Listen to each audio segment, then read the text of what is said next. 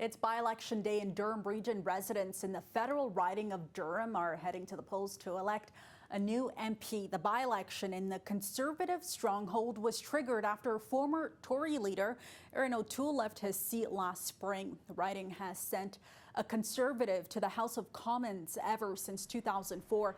A local lawyer along with a councillor in the area are running for the seat. The riding is made up of the areas of Clarington, Scugog, and a small section of Oshawa. And joining us now to discuss today's by-election is Debra Hutchison from Rogers TV in Durham. Debra, thank you so much for joining us.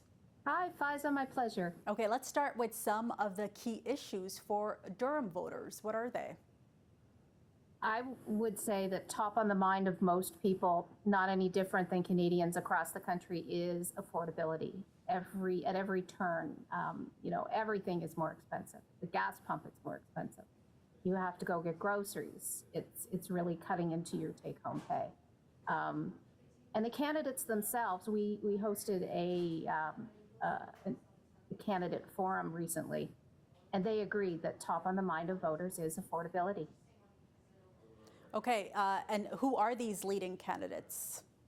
Okay, so as you mentioned, it's been a Conservative stronghold for 20 years now. The Conservative candidate is Jamil Javani. He's a lawyer, an author, commentator.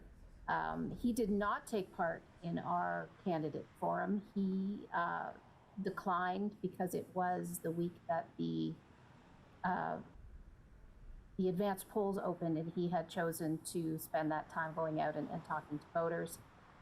His Liberal challenger is Robert Rock. He's a Ward 3 Scugog councillor who was actually appointed to the position when a spot became open back in 2021.